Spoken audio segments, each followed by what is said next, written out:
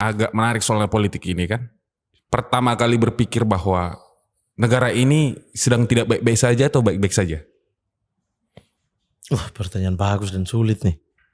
Negara ini sedang Baik-baik saja atau tidak baik-baik saja? Menurut Kakak Mamat. Dalam ya. Dalam tuh. jujur ya Bang. Terus jujur tuh. Harus jujur toh. Mas jangan tatap begitu Mas. Mas tatap begitu saya gugup Mas. Ke distract ya. Iya. Ini anak bangsa ini sampai duduk-duduk begini. Aduh kasihan betul ya. Iya. Dari timur disuruh begini. Dari Sumba Timur ya Allah. Saudara ini disuruh begini, lalu dari barat duduk santai-santai di belakang minum. Enggak ada. Tidak bohong. Itu juga di bawah tuh orang Batak di sini. Itu tuh di Batak tuh. Iya, mereka di sana ketawa-ketawa ini di sini. Tolong jangan Di foto, framing. tolong di foto framing. Atau kasih dulu deh kasih. Nanti kita undang dia bicara juga ya. Tenang sabar ya. Begini aja gitu ya Allah. Gimana Kakak? Menurut saya tidak baik-baik saja. Apa variabel Kakak menyatakan ini tidak baik-baik saja? Banyak variabel gitu. Tapi arah kita ke arah yang tidak baik-baik saja, tetapi belum terlewat gitu loh. Maksudnya belum ada di persimpangan yang kalau kita ambil langkah ini nggak baik-baik saja enggak. Tapi arahnya ini ke arah yang tidak baik-baik saja gitu. Permusuhan itu efeknya berat. Oke. Permusuhan antara kelompok yang punya yang punya tokoh yang dia kagumi gitu. Iya. Fanatisme berlebihan itu nggak baik-baik saja. Polarisasi yang terjadi. Dia akan berjalan gitu ke arah pertikaian kan pasti. Iya. Orang bermusuhan lewat medsos akan berwujud kepada permusuhan secara nyata juga Oke. gitu. Menurutku. Dan ya kayak tadi tuh tokoh-tokoh politik aja Harusnya kayak begitu tuh pasti kendali setirnya itu kendali mobil itu tuh nggak ke arah baik-baik aja karena rebutan siapa yang duduk depan, siapa yang duduk belakang, siapa yang pegang setir gitu. Ya lama-lama kan mobil ini oleng masuk Ya, jurang gitu. Jadi arahnya tidak baik-baik saja tapi bom waktu gitu. Bukan saat ini. Tapi kalau kita biarin gini terus dia akan mengarah ke sana menurutku. Menurut Mamat apa solusinya? Dari kacamata Mamat itu. Damai dulu sih. Damai. berani Tadi duduk itu- bareng dulu ya. Iya makanya kenapa saya begitu ini karena itu yang harusnya digaungkan gitu. Buzzer-buzzer ini kan bikin rusak kan, tangkap mereka aja gitu. Jadi Kalian orang hukum kan pasal kan bisa sebenarnya. Begitu banyak pasal yang ada dalam undang-undang ini kok tidak satu pun termakan ya mereka itu. Aduh. Tapi gini Kakak, jadi apakah keresahan Kakak ini ada kaitannya dengan sistem? Betul. Cerdas ini orang. Ih cerdas sekali makanya saya ajak. Mas Anda kan baju sama ganti aja sini. Sini siapa tahu sama-sama gitu. Sama lagi bajunya. Sama shopping lagi. Iya. Iya. Sama-sama Adik Kakak ini. Jadi Iya. kesalahan sistemnya menurut Kakak di mana? Sistem. Banyak. Oke. Sistem kepartaian menurutku aneh. Apa anehnya? Sistem parlemen aneh banget gitu. Kenapa aneh sistem kepartian kita? Sistem kepartaian kita itu aneh karena coba kalian bayangkan kita ini mengaku-ngaku negara demokratis yang diciptakan dari sumber partai politik yang tidak demokratis. Bagaimana bisa kita demokratis ke depannya? Oke. Kan Jadi harusnya semua produk politik kita tuh ada melalui partai politik kan ya. Iya benar. Nah, sementara produk kita ini dengan tujuan demokrasi kan. Iya. Sementara pabriknya ini tidak demokratis. Orang berpuluh-puluh tahun menjabat ketua, orang berpuluh-puluh tahun bisa turunkan ke anaknya dengan gampang. Iya kan? Iya benar.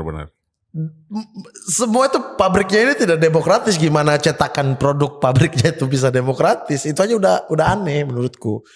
Dan sementara kaderisasi politiknya itu dari ini. Dan itu pun nggak jalan juga begitu. Makanya produknya akan kacau dong. Iya. Itu akan berefek kepada produk di DPR. Semuanya Ya. lewat fraksi. Fraksi ini dari partai. Waduh, luar biasa ini Kakak Mamat. Dalam sekali dipikir ternyata ya. Sebenarnya ini permukaan gitu, tapi kalau kita mau tarik-tarik itu ada di Masih sini. jauh lagi ya. Iya, ini permukaan sekali gitu kayak sistem. Ya kita mau demokratis. Ya semua sistemnya itu mengarah ke sana gitu loh. Kita mengarah ke sana, bahkan parlemennya juga gitu loh. Anda bayangkan, Anda pilih orang Oke. di DPR, saya pilih dia, coblos, tak, dia dilantik jadi DPR, ini wakil saya. Iya. Tiba-tiba keputusan itu ada pada partai. Siapa guna kita pilih dia ini? Apa gunanya? Suara yang diambil fraksi, bukan individual. Berarti tidak ada korelasi proporsional terbuka tertutup soal kualitas Nggak ada, legislasi semuanya dong? ada banyak politisi juga udah ngomong sebenarnya ada plus minusnya benar. Tapi kan Proses legislasinya nggak ada kuncinya gunanya itu dong? ada di sini gitu loh, Oh ada iya, di di partai partai. politik. Ada harapan Karena nggak? dia memegang pilar politik ini semua Ya. dipegang oleh partai loh. Iya, kalau begitu Kaderisasi, Dapurnya lah di sini pendidikan, ya. dapur. politik. Iya. Tadi kan pabriknya kan di partai politik. Iya. Ya toh. Nah, Mamat ini kan punya kesadaran politik nih. Nah, Kenapa nggak mau masuk partai? ya saya masuk dengan sistem yang ada, saya jadi apa di situ? Pilihannya Aduh, saya saya mau jawab tapi nggak enak juga. pilihannya saya ditendang keluar atau pilihannya saya ikut sistemnya kan? Iya. Iya dong. Iya, pada akhirnya begitu. Nah makanya mending saya di luar Hmm. dengan teman-teman yang juga sama-sama punya kesadaran. Orang kita kolamnya sama. Iya. Ya sudah pelan-pelan kita rubah kan. Kalau masuk ke dalam dengan posisi saat ini, wow, akhlaknya harus di atas sih. Godaannya terlalu banyak ya. Iya karena kalau kita pilihnya antara ditendang keluar nggak dapat posisi dan dapat posisi tapi mengikuti sistem. Tapi pernah ditawari? Iya pernah, Pastilah ya. pernah. Tapi Belum ya. sistemnya ini, maksudnya kita Tapi tuh nggak bisa ada- membentuk manusia dengan sistem yang kacau balau. Sistemnya dulu gitu loh. Tapi ada kira-kira menurut Kakak Mamat, kalau saya sendiri ya, saya kan kebetulan mahasiswa ilmu politik, jadi sering membahas soal-soal begini. Tapi bagi kami itu agak sulit mengharapkan sesuatu perubahan dalam reformasi partai politik karena partai politik itu sendiri hari ini sedang sedang top-topnya lah. Semuanya mereka yang kendalikan. Iya, begitu. Makanya perubahannya itu dari luar. People power. Gak harus sebenarnya. Jadi maksudnya misal Jadi maksudnya Lampung jalanannya bisa diturunkan anggaran karena satu orang doang gitu. Kita nggak Oh, bicara iya. lain-lainnya Iya, ya. iya. oh Bisa kan era Iya, medsos ini gitu. bisa. Kemudian ada kasus Platform-platform apa lah. gitu. People power iya people power tapi zaman dan bentuknya udah berubah gitu. Jadi menurutku bisa gitu. Toh orang-orang di dalam itu tetap ketakutan dengan ini RKUHP waktu itu. Dipending nggak? Iya. Ketika orang demo. Sempat depending. Tapi demo saja berpengaruh nggak kalau tanpa tekanan media sosial? Enggak ada juga kan. Waktu RKUHP bisa ditunda karena tekanan media sosialnya tinggi, tekanan di jalanannya juga tinggi. Iya. Sehingga produk itu berubah. Nah, kemudian tidak ada tekanan di media sosial kayak RUU KPK. Media sosialnya perasaan ada mayem aja gitu. Atau mungkin ada tapi tidak sebesar itu gitu. Tidak orang kalau RKUHP mengatur segala hajat hidup gitu kan. Iya.